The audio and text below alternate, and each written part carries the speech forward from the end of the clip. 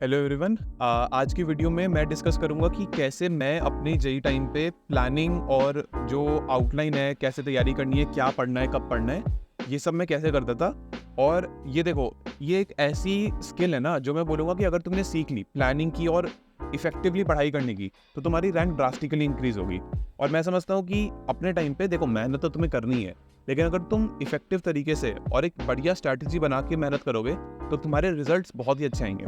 तो आज मैं तुम्हें बताऊंगा कि कैसे मैं अपने टाइम पे प्लानिंग करता था, और एक आउटलाइन पूरा बता के दूंगा एल्गोरिथम टाइप का कि तुम्हें कैसे प्लान करना है। तो देखो, सबसे पहली चीज़ है कि हम किस स्टेप्स में प्लान करेंगे। एक तो तुम्हारा लॉन्ग टर्म गोल होगा आईआईटी जाना, ठीक है।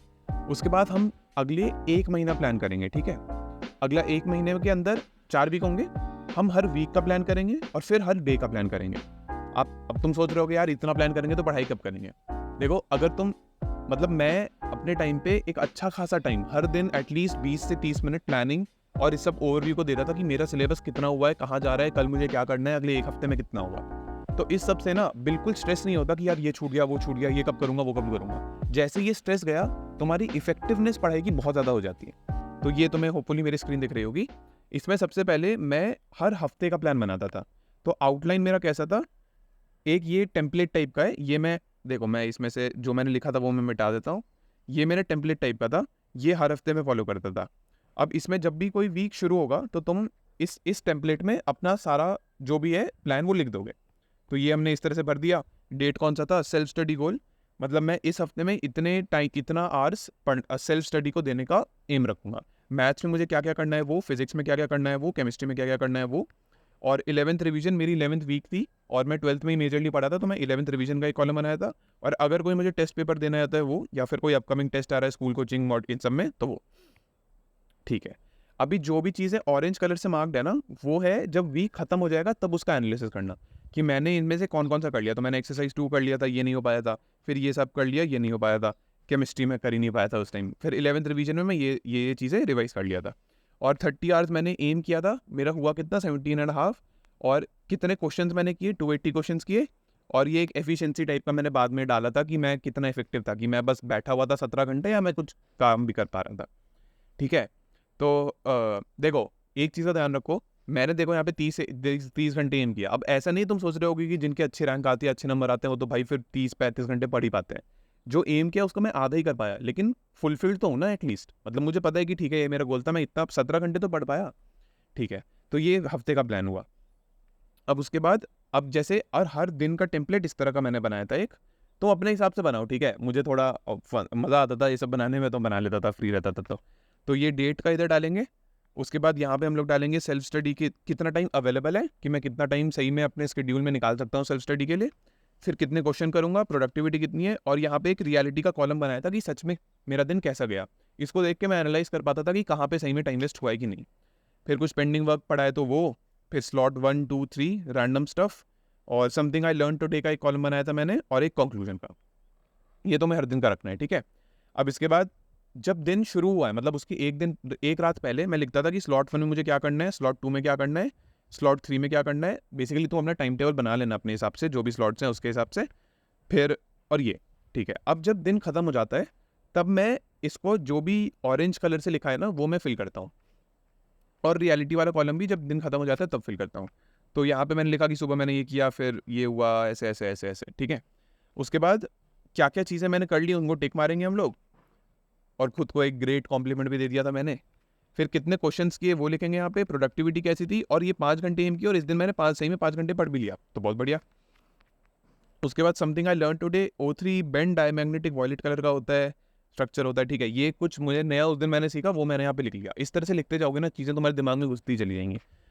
फिर कंक्लूजन में भी ऑल्सो स्कोर्ड या मतलब खेलने भी गया था, तो also scored 40 run in 2 overs today lol. तो मतलब ऐसे छोटा सा अपने आप को नोट लिखते रहो कि क्या हुआ आज, क्या नहीं होगा, ठीक है। तो इस तरह से हर दिन का मैंने लिखा था। अब ये तो जैसे एक बहुत ही अच्छा दिन था, तो ये सोच के डीमोटिवेट मत होना कि हर दिन ऐसा जाता है। मतलब बहुत बेकार बेकार भी जाते हैं, जैसे इस दिन मैं 2 घंटे पढ़ा बस। अब जैसे ये एक रैंडम दिन था सैटरडे, इस दिन मैंने 5 घंटे एम करने का सोचा था, सिर्फ 2 घंटे पढ़ पाया, 20 क्वेश्चन किए। और फिर कंक्लूजन में इधर लिखा भी, वेट टू नैरो प्लेस लिख दिया, went to narrow place today, ठीक है, ऐसे छोटा सा लिख दिया। उसके बाद और भी हैं, जैसे ये मेरे बर्थडे वाला दिन था, इस दिन मैं एक भी घंटा नहीं पढ़ा, 0 घंटे यहाँ पे। कंक्लूजन में लिखा है birthday scored 66 run in 5 overs, one of my best inning. तो इस तरह से रोज़ अपना एक कैटलॉग टाइप बनाते रहो कि तुम्हारे क्या हो रहा है, क्या क्या तुमने क्या क्या एम रखा था, क्या क्या अकम्प्लिश हो गया। इससे ना स्ट्रेस बिल्कुल नहीं रहेगा तुम्हारे दिमाग में। और ऑब्वियसली एक टाइम टेबल तो तुम्हें मेंटेन करके ही चलना है। तो इस तरह से मैंने ये वीकडेज का बनाया था एक टाइम टेबल, और एक वीकेंड का बनाया था, वो मैं डाल दूंगा डिस्क्रिप्शन में, ठीक है। ये PDF ही पूरा डाल दूंगा डिस्क्रिप्शन में। मेन चीज़ तुम्हें क्या ध्यान रखना है ना, टाइम टेबल जब तुम बनाओगे तो टाइमिंग तो तुम अपने हिसाब से स्लॉट करना। ये पॉइंट जो मैंने लिखे हैं इनका मेन ध्यान रखना है तुम्हें, कि बेसिकली आज जो हुआ और जो भी आज पढ़ाया गया इसको तुम्हें आधे घंटे दे के रिवाइज करना है। उसके बाद थ्योरी और प्रैक्टिस को तुम्हें 1 घंटा और 2.5 घंटा इस तरह से देना है। ये मैं रखता था। 1 घंटा 11th क्लास को देना है अगर तुम 12th में और रिवाइज करना चाहते हो तो। और ये बहुत इंपॉर्टेंट है, ½ आवर टू जज योरसेल्फ। ये मैंने तुम्हें बताया ना कि मतलब अगर तुम ऐसे प्लान करोगे और अपने आप को जज करते रहोगे तो फिर बहुत इफेक्टिवली पढ़ पाओगे। और 8 घंटे मिनिमम सोना ही है, ठीक है। मतलब वर्स्ट टू वर्स्ट 6 घंटे सोना, 6 से कम प्लीज़ कम मत सोना, कोई फ़ायदा नहीं है। अगर तुम सोच रहे हो कि सोने से टाइम वेस्ट होगा और पढ़ाई कर लूँगा, पढ़ाई नहीं कर पाओगे तुम, ठीक है। तो होपफुली तुम्हें एक आइडिया मिला होगा कि कैसे प्लानिंग करते हैं और कैसे ओवरऑल अपना जो जेई जर्नी है उसको एक मतलब प्रॉपरली डॉक्यूमेंट करके, प्लान करके कि इतने टाइम में इतना हो जाना चाहिए, वो कैसे कर पाते हैं।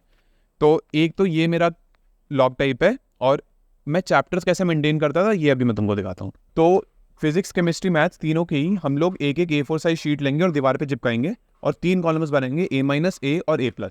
तो A- में वो वाले चैप्टर होंगे तुम्हारे जो तुम्हें मतलब सिंपल CBSE लेवल भी नहीं आते। ए में वो होंगे कि अगर मैं तुम्हें जेई मेंस के 10 सवाल दूंगा तो तुम 6 बना पाओगे।